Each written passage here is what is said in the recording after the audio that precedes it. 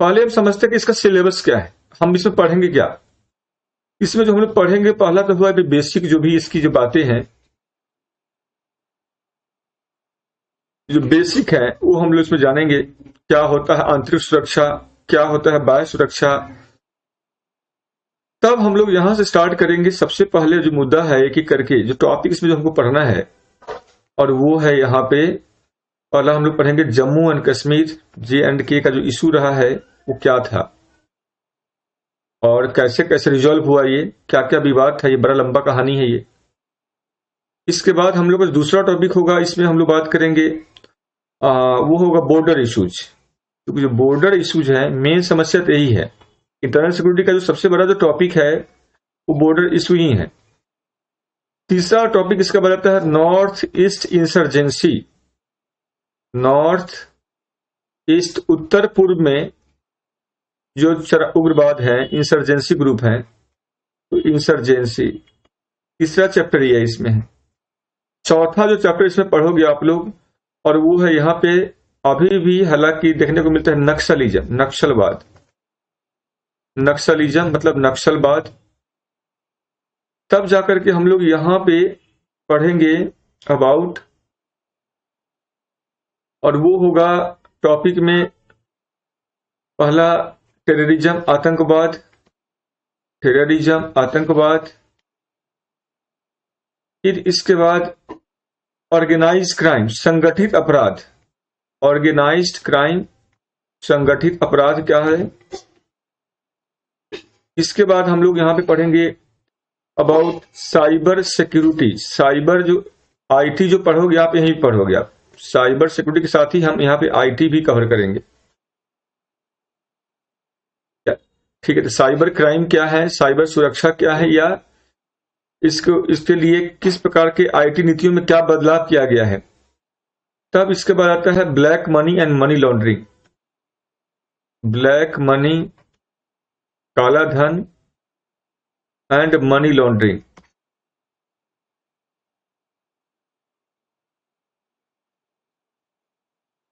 इसके बाद जो टॉपिक होगा, जब हम लोग इतना कर लेंगे, तब इसके बाद जो टॉपिक है उसमें आता है, थोड़ा सा आप लोग पढ़ सकते हो, एक्सट्रीमिज्म पढ़ सकते हो। उग्रपंथी जो होता है, एक्सट्रीमिज्म। फिर आता है इसमें external state and non state actor. External state, non state actor.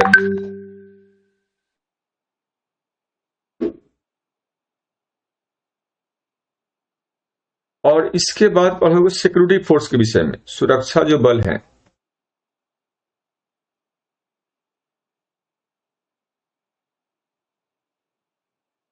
और सबसे आखिरी में इसके बाद हम लोग थोड़ा सा देखेंगे मीडिया का जो भूमिका है, मीडिया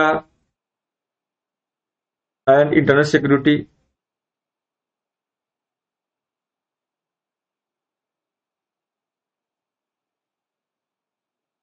तो बुनियादी बात ये है जो हम लोग को जानना चाहिए, और वो ये है कि दो बातें, कि बाह्य सुरक्षा और आंतरिक सुरक्षा में जो बेसिक जो डिफरेंस है वो क्या है। जब बाहरी ताकतों से देश का रक्षा करते हो वो कहलाता है बाह्य सुरक्षा। जब किसी बाहरी ताकतों से जब देश का रक्षा करते हो, जिसके अंतर्गत आप अपने संप्रभुता का रक्षा करते हो, अपने अखंडता का रक्षा करते हो, बाहरी आक्रमण से रक्षा करते हो, कोई आप पे अटैक कर दे और वैसे में जब रक्षा करते हो, वो जो रक्षा होता है वो होता है बाह्य सुरक्षा। और दूसरा होता है कि जब देश के भीतर अगर कोई विखंडनकारी तत्व मौजूद हो और उस विखंडनकारी तत्वों से, उन गैर कानूनी गतिविधियों से अगर आप अपने देश के कानून व्यवस्था को सुरक्षित करते हो, तो वो कहलाता है आंतरिक सुरक्षा। मतलब देश के भीतर कोई भी ऐसा एलिमेंट है जो अनसोशल है, एंटी सोशल है, एंटी नेशनल है, या कुछ गलत, कई सारे गलत काम कर रहे हैं, जिससे हमारे देश का अखंडता एकता बाधित होता है, और तब हम जब सुरक्षा करते हैं उसे कहते हैं हम लोग है आंतरिक सुरक्षा। मतलब एक हुआ राष्ट्र रक्षा, जो एक प्रकार का पारंपरिक रक्षा है। एक क्या होता है परंपरागत रक्षा है, जो राष्ट्र रक्षा है। और राष्ट्र रक्षा के लिए क्या करना होता है हम लोगों को सैन्य शक्ति में वृद्धि करना होता है, हम लोग को शक्ति संतुलन पर ध्यान देना पड़ता है। हम लोग अन्य देशों के साथ द्विपक्षीय या बहुपक्षीय गठबंधन करके अपनी स्थिति को बेहतर करते हैं, ताकि हम पे कोई राष्ट्र हमला न करे या हमारे ऊपर कोई ऐसा कोई भी काम न करे जिससे हमारा अखंडता, एकता, संप्रभुता हमारा बाधित हो। तो ये जो रक्षा, ये है राष्ट्र रक्षा। और दूसरी तरफ क्या है, मानवता की रक्षा करना, इंसानियत की रक्षा करना। और इंसानियत की रक्षा करना अगर हम कहते हैं किसी भयंकर महामारी से करना है, या मानव अधिकार से संबंधित रक्षा करना है, या सरकार की गलत नीति से लोगों को बचाना हो, या उग्रवाद, अलगाववाद, आतंकवाद, इनसे जो रक्षा करना है, मानवता की जो रक्षा करना है, तो ये एक प्रकार का अपारंपरिक रक्षा है। तो रक्षा के कई तरीके से हम लोग डिफाइन कर सकते हैं। तो रक्षा के सबसे पहले जब मूल रूप से दो आयाम है, सवाल है हम लोग जो बात कर रहे हैं कि आखिर हमारे देश के अंदर, हम चूंकि ये टॉपिक हम लोग आंतरिक सुरक्षा का है, तो हम इस पे ये बात करेंगे कि हमारे देश के अंदर वो कौन सा विखंडनकारी लोग हैं, या वो कौन सा विखंडनकारी या गैर कानूनी गतिविधि है जो कहीं ना कहीं जिस पे हमें अंकुश लगाना चाहिए। नहीं तो हमारा जो कानून व्यवस्था है, जो शांति व्यवस्था है, वो क्या होगा, वो ढह सकता है, वो टूट सकता है। और इसमें किन तत्वों का हाथ है? हो सकता है वो तत्व बाहरी भी हो सकता है वो तत्व आंतरिक भी हो सकता है, वो तत्व आंतरिक प्रायोजित बाहरी हो सकता है वो तत्व बाहरी प्रायोजित आंतरिक हो, कोई भी हो सकता है। लेकिन मुख्य रूप से अगर हम देखें कि वो कारक क्या है जो बार बार आंतरिक सुरक्षा को चुनौती देता है। अगर देश में सब लोग अगर अच्छे से हो, न कोई गरीब हो, न कोई अमीर हो, न धन किसी एक के पास हो, न कोई शोषित हो, न कोई वंचित हो, न कोई बेरोजगार हो, न किसी का घर छूटा हो, न किसी के संबंधी छूटे हुए हो, न किसी को अपने समाज में खतरा हो, न लड़की हो, न लड़का हो, न युवा हो, न वृद्ध हो, तो हम चाहते हैं कि वैसा राष्ट्र का निर्माण करना है। तो मुख्य मुद्दा, अगर किसी भी देश का आंतरिक सुरक्षा अगर चरमराता है तो उसके पीछे सबसे बड़ा कारण होता है बेरोजगार होना। जैसे आज हमारे युवा के हैं बेरोजगार हैं, तो नतीजा क्या होता है, अगर वो फेसबुक पे ही कुछ लिखने जाता है तो पूरा दबा कर लिख देता है, इतना सारा। आज गरीबी एक बहुत बड़ा मुद्दा है। आज भ्रष्टाचार पे सरकार अपने तरीके से लगाम लगाने का प्रयास करी, पर भ्रष्टाचार भी बहुत बड़ा मुद्दा हो चुका है। हमारी जो सीमाएं हैं वो अभी भी खुली हुई है। तो ठीक है, चाहे चीन से लगता हो, चाहे बांग्लादेश से लगता हो, चाहे भूटान से लगता हो, चाहे नेपाल से लगता हो, चाहे पाकिस्तान से लगता हो, आज भी हमारे देश में जो गरीब है वो गरीब ही होते जा रहा है, और जो अमीर है वो अमीर ही होते जा रहा है, और जो वेल्थ जो है वो कॉन्सेंट्रेट हो चुका है अमीर आदमी के हाथों में। आज भी हमारे जो राज्य हैं वो आपस में लड़ रहे हैं, कभी भाषा के आधार पर, कभी संसाधनों के वितरण के आधार को लेकर के, कभी एक राज्य के लोग दूसरे राज्य में जाते हैं तो उस बात पे कि उनके यहाँ जो है कई तरह की समस्याएं पैदा हो जाती हैं, जनसंख्या संतुलन हो जाता है, बेरोजगारी बढ़ जाती है, या रोजगार को छीन लेता है क्योंकि किसी अमुक राज्य के लोग ज्यादा पढ़ा लिखा हो, किसी दूसरे राज्य के लोग कम पढ़ा लिखा है। इन बातों पे इस तरह की बातें होती रहती हैं। इस सब के अलावा आजकल आज भी हम देखते हैं कि हमारे समाज में धर्म के नाम पे समाज बढ़ जाता है, जाति के नाम पे समाज बटा हुआ है, और दूर दराज के क्षेत्रों में देखोगे तो अभी भी अलगाववाद का जो प्रवृत्ति है वो कहीं ना कहीं उसका जो आंच वो पकड़े ही हुए है। चाहे पंजाब में ले लो, चाहे नॉर्थ ईस्ट के राज्यों में ले लो थोड़ा बहुत, चाहे जम्मू एंड कश्मीर में जो 2-4% लोग हैं वहां पे ले लो आप। तो ये जो अलगाववाद का जो प्रवृत्ति है ये भी है। इसके अलावा बहुत पहले से चाहे वो जिस भी व्यवस्था के कारण हो, चाहे वो वर्ण व्यवस्था के कारण हो, चाहे जाति व्यवस्था के कारण हो, चाहे आज के दिन में वर्ग व्यवस्था के कारण हो। ठीक है, समाज वर्ग में बटा हुआ है, जाति में बटा हुआ है, समाज धर्म में बटा हुआ है और समाज वर्ण में बटा हुआ है। और यदि बटने की बात करें तो समाज प्रजाति में बटा हुआ, क्योंकि मानव का स्वाभाविक गुण जो होता है, बाय बर्थ, जन्म से मानव क्या होता है, असामाजिक प्राणी होता है। और ये बात मैं नहीं कह रहा हूं, ये बात अपने अपने समय में कभी अरस्तु ने कहा है तो कभी अलग अलग लोगों ने कहा है कि मानव जन्म से ही असामाजिक होता है, मानव जन्म से जानवर होता है, मानव जन्म से लड़ाकू होता है। ये समाज है जो मानव को सामाजिक बनाए हुए है, ये समाज है जो मानव को मानव बनाए हुए है। और मानव को चलाने के लिए राज्य का बहुत मजबूत होना चाहिए, विधि का शासन होना चाहिए, न्याय व्यवस्था मजबूत होना चाहिए। जहां पे न्याय व्यवस्था मजबूत नहीं, जहां पे विधि का शासन नहीं है, जहां पे सरकार का जो रवैया है वो ढीला है, नागरिकों के प्रति जवाबदेह नहीं है, वैसे देश में हमेशा आंतरिक जो सुरक्षा होता है वो चुनौतियों में घिरा हुआ होता है। मुद्दा इतना ही नहीं है, अगर हमारा पड़ोसी भी दोस्ताना रवैया नहीं रखता है, चाहे वो चाइना हो, चाहे वो अमेरिका हो, चाहे वो पाकिस्तान हो, या दूर दराज का भी कोई पड़ोसी है और वो भी उसका भी रवैया अगर हमारे प्रति ठीक नहीं हो,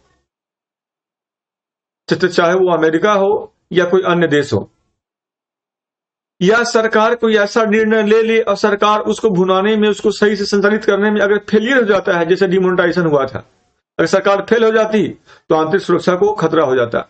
जीएसटी का अगर लागू सही से नहीं हुआ होता तो भी समस्या हो सकता था, क्योंकि हमारा समाज आज भी कई सारे जो हमारी जो परंपराएं हैं, जो अंधविश्वास हैं, जो धर्मांधता है, ठीक है, उन सबको ताक पर रख करके सरकार अपना निर्णय लेता है, लेकिन लोग के मन से वो चीजें हटा नहीं है।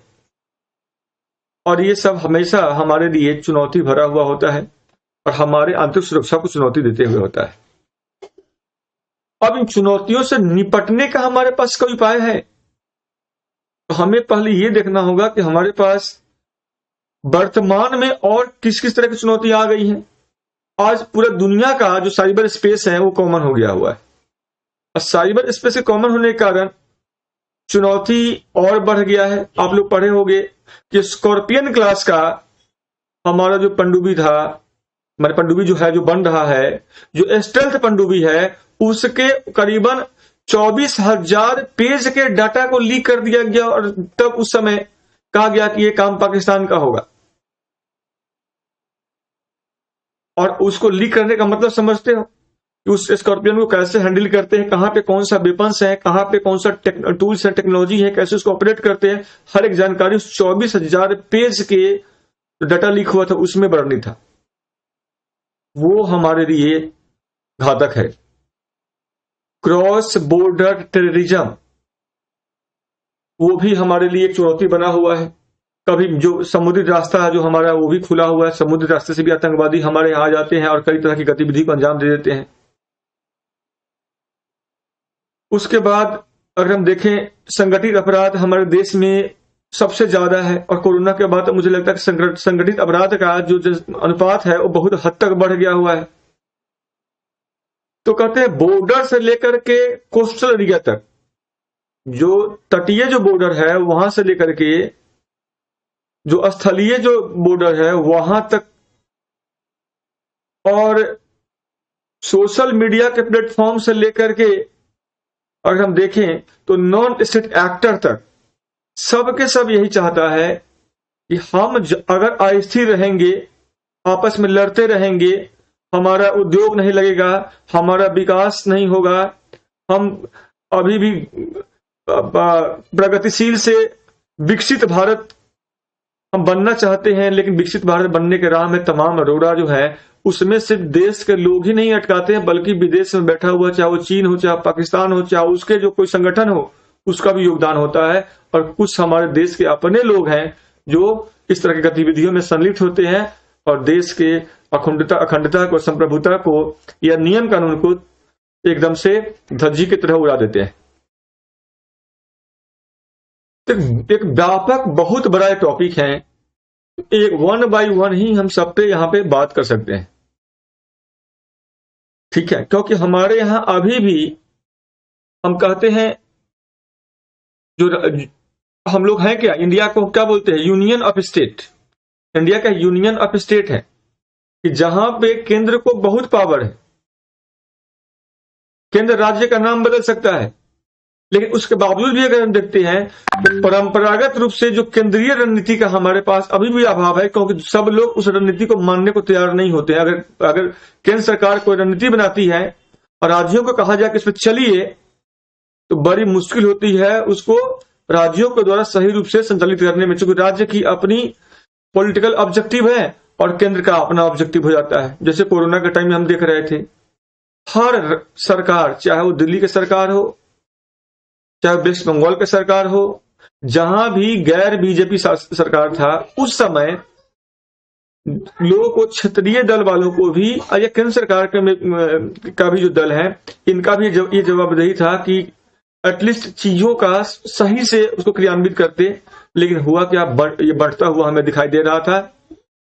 और उस समय भी नौबत था कोविड के प्रबंधन के समय में कि जिस हिसाब से मारा मारी था रेमडेसिविर दवा के लिए, मारा मारी था ऑक्सीजन के सिलेंडर के लिए, और हमारे ही देश के लोग ऑक्सीजन को चोरी कर रहे थे, दवा को चोरी कर रहे थे, और इस प्रकार से हमारे आंतरिक सुरक्षा को बर्बाद करने में पूरा का पूरा योगदान दे रहे थे।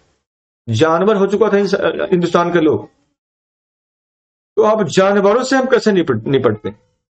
इसीलिए मैं कहा हूं कि हमेशा जिस भी देश में अगर केंद्रीय सत्ता, ठीक है, अगर वो किसी भी केंद्रीय रणनीति से अगर वो महरूम रहता है या उसके पास ऐसा रणनीति नहीं होता है, तो ऐसे संकट में देश की आंतरिक सुरक्षा को बर्बाद कर सकता है।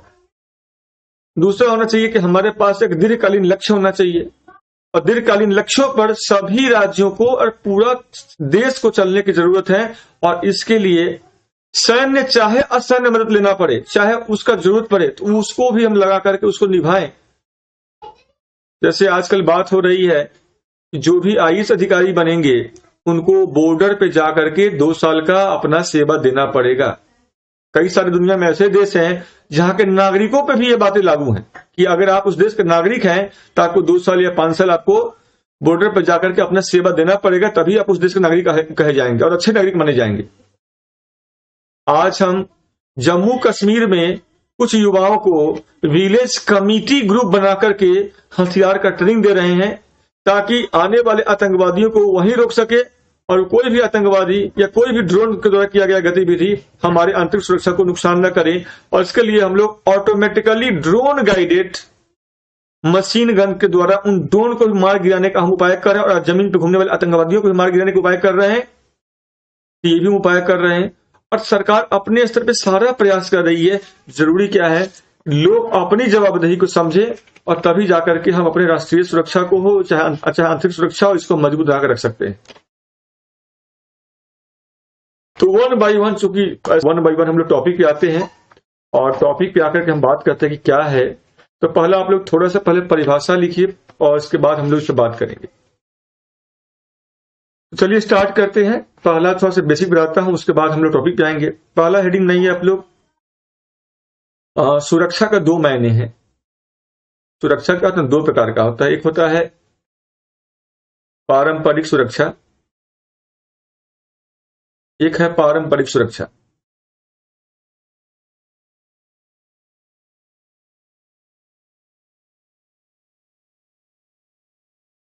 और एक है अपारंपरिक। अपारंपरिक, इसका संबंध है राष्ट्र रक्षा से, इसका संबंध है राष्ट्र रक्षा से, और इसका संबंध है मानव रक्षा से, मानव रक्षा से।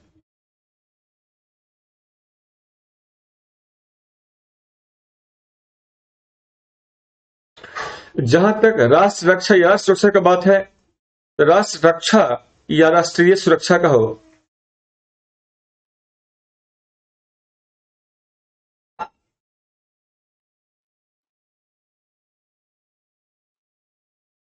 राष्ट्रीय सुरक्षा का संबंध जो है वो है राष्ट्र की एकता से,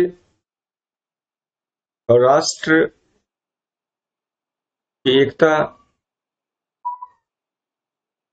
अखंडता, राष्ट्र की एकता, अखंडता, संप्रभुता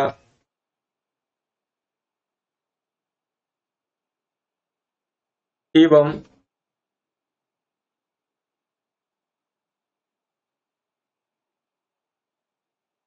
नागरिक के जीवन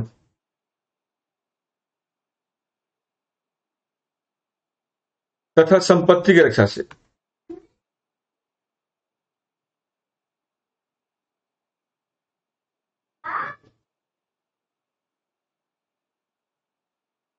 संपत्ति की रक्षा है। इसका संबंध है बाहरी खतरे से रक्षा करना। राष्ट्रीय सुरक्षा संबंध किससे? बाहरी खतरे से रक्षा करना। जबकि जो आंतरिक सुरक्षा है, इन दोनों को मिला करके, इन दोनों को सुरक्षित करते हो बाहरी खतरों से, ये क्या हो जाएगा? राष्ट्रीय सुरक्षा में आ जाएगा। बाह्य खतरों से आंतरिक सुरक्षा।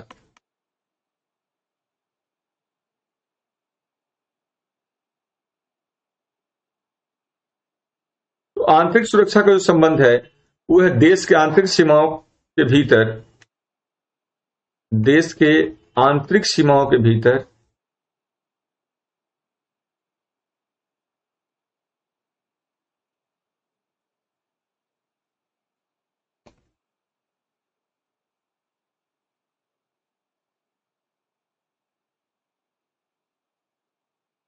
विखंडनकारी,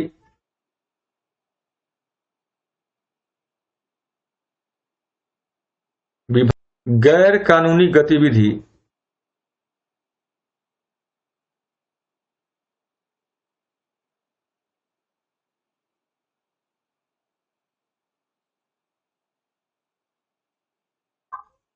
पर अंकुश लगाते हुए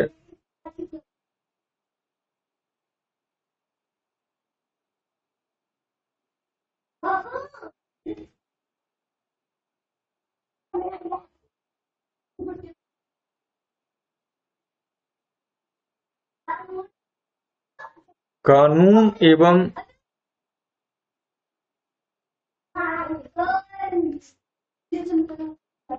शांति व्यवस्था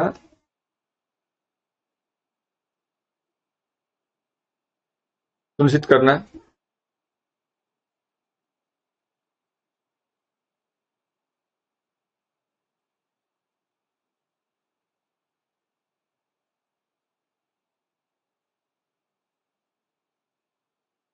तो आंतरिक सुरक्षा के संबंध देश के आंतरिक सीमाओं के भीतर विखंडनकारी तत्वों से कानून व्यवस्था की रक्षा करना, विभाजनकारी तत्वों से कानून व्यवस्था की रक्षा करना, या गैर कानूनी गतिविधियों पर अंकुश लगाते हुए कानून व्यवस्था की रक्षा करना, और शांति व्यवस्था को सुनिश्चित करना।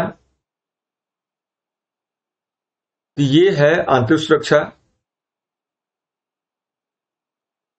अब कोई पूछता है कि भाई आंतरिक सुरक्षा को प्रभावित करने वाले कारक क्या क्या हो सकते हैं? कारक, जैसा कि मैंने बताया आप लोगों को, उन तमाम कारकों को आप यहां पे चर्चा कर सकते हो कि आंतरिक सुरक्षा को प्रभावित करने वाले क्या क्या कारक हो सकते हैं। तो आंतरिक सुरक्षा को बहाल करने के लिए या इसे मजबूत करने के लिए जो जवाबदेही दिया गया है वो दिया गया है सेंट्रल आर्म फोर्स को। ये जो जवाबदेही है एक किसको दिया गया है? सेंट्रल आर्म फोर्स को।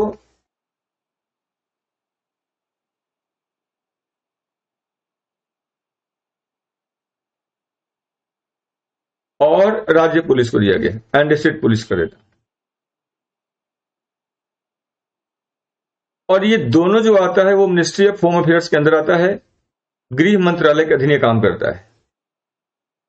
ये गृह मंत्रालय के अधीन काम करता है।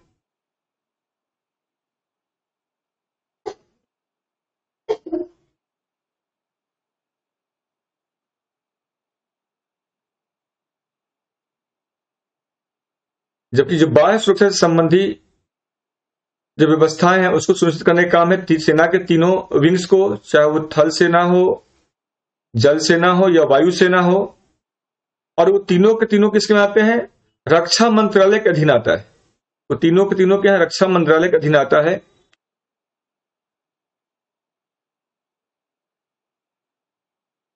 कहते हैं जोखिम के आधार पर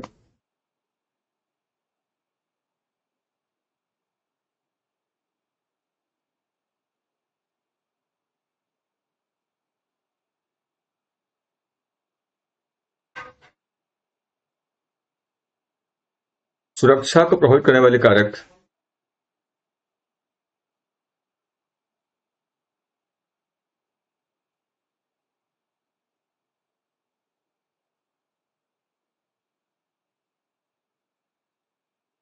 करने वाले कारकों को 4 में बांटा गया है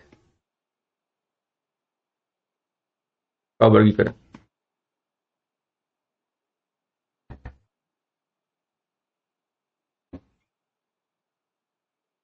इसी को 4 में बांट के पढ़ा जाता है। एक है बाह्य कारक,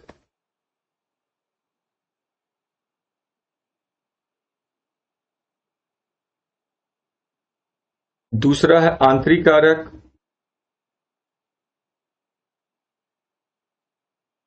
तीसरा है आंतरिक प्रायोजित बाह्य कारक, आंतरिक प्रायोजित,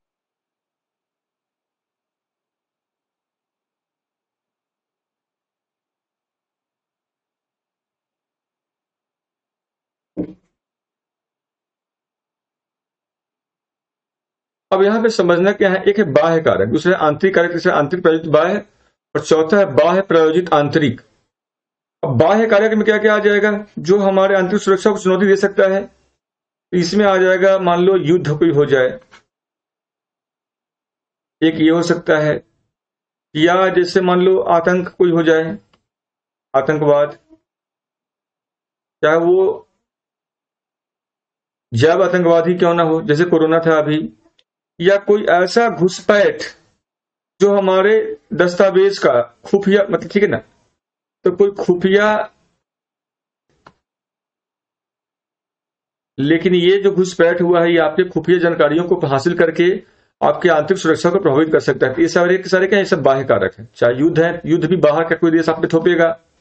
आतंकवाद भी, जैसे मान लो चाइनीज वायरस ने पूरे देश में आतंक का माहौल पैदा कर दिया था, या कहीं का जो तालिबान में जो आतंकवादी संगठन है वो कभी भी हमें डिस्टेबलाइज कर सकता है। तो वैसे स्थिति से निपटने के लिए, या पाकिस्तान में प्रायोजित या चीन प्रायोजित कोई खुफिया हो जो हमारे यहाँ आए, हमारे सामरिक महत्व के जो भी स्थल है, जो जगह है, जो हमारे पास साजो सामान है, उससे संबंधित जानकारी हासिल करके हमारे सुरक्षा में सेंधमारी करके और हमारे आंतरिक सुरक्षा को डिस्टर्ब कर सकता है, डिस्टेबलाइज कर सकता है वो। और दूसरा है यहाँ पे आंतरिक कारक का मतलब हुआ कि हमारे ही देश का जो लोग जो संप्रदायवाद है, सांप्रदायिक ताकत है, सांप्रदायिक ताकतें, जो नक्सलवादी ताकतें हैं, और कई दफा क्या होता है, लोन वोल्फ अटैक एक बोलते हैं, लोन वोल्फ अटैक। माने कोई आदमी अब बैठा हुआ किसी भीड़ में जाकर के, कहीं स्कूल में, मंदिर में, मस्जिद में, कहीं भी जाकर के बम ब्लास्ट कर दे, एक AK-47 उठाए और लगे, पता चला किसी पब्लिक प्लेस पे जाकर के फायर करना शुरू कर दिया, 50-100 लोगों को मार दिया। इसको बोलते हैं लोन वोल्फ अटैक। माने अचानक बैठे बैठे पगला गया हो।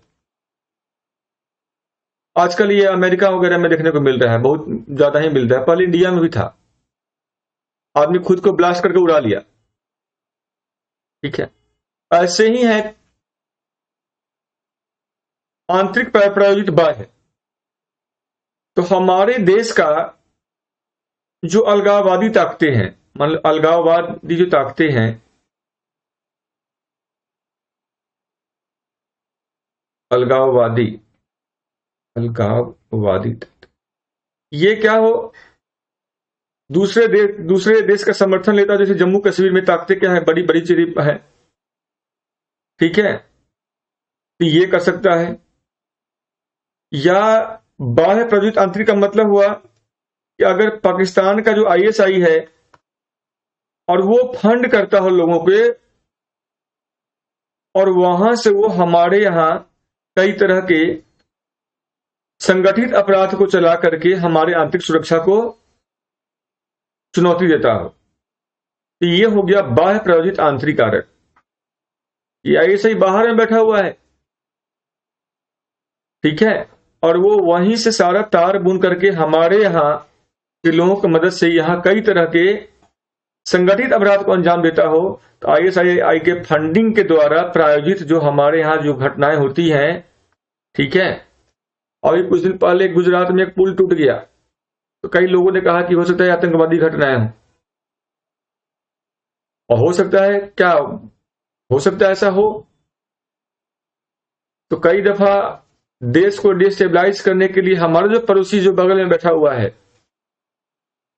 वो परेशान हमें करते होता है, और कई दफा हमारे ही देश के लोग परेशान होते होते हैं कि हम परेशान हो जाए। जैसे इंडिया के लोग जब पाकिस्तान में कहे कि भाई इंडिया के साथ अगर आप कुछ नहीं करते हो, और लोगों को, पाकिस्तानी नेताओं को, पाकिस्तानी सरकारों को हम कहें कि आप हमारे यहाँ आतंकवाद को भेजिए, हमारे सुरक्षा तंत्र को आप बाध्य कीजिए, तो इस तरह की भी घटनाएं सुनने को मिला है हम लोगों को, और कई सारी जानकारी हम लोगों के पास है इस तरह का। आप लोग भी परिचित होंगे, हो या नहीं।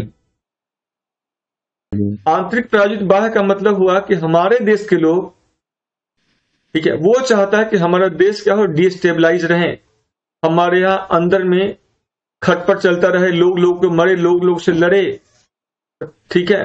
तो उस समय क्या होता है, यहाँ के लोग जा करके बाहरी लोगों को, पाकिस्तानियों को, चीनियों को, खालिस्तानियों को जाके कहेगा कि आइए लाल किला पे चल के झंडा फहरा दीजिए। अभी सुना था ना दिल्ली में क्या हुआ था, जो अलगाववादी ताकतें हैं वो ताकतें आकर के लाल किला में पैरेलल झंडा फहरा के चला गया था 15 अगस्त को, याद है। झंडा नहीं फहराया था उसने, लेकिन झंडा टांग तो दिया था, और कितना दिल्ली में उत्पात मचाया था। तो ये जो होता है कि जब देश के अंदर के ही लोग बाहरी का मदद लेते हैं कि आप आइए हमारे यहाँ इस तरह की घटनाओं में आप आपको सहयोग करेंगे, आप कुछ तो आओ, ये है आंतरिक प्रायोजित बाह्य।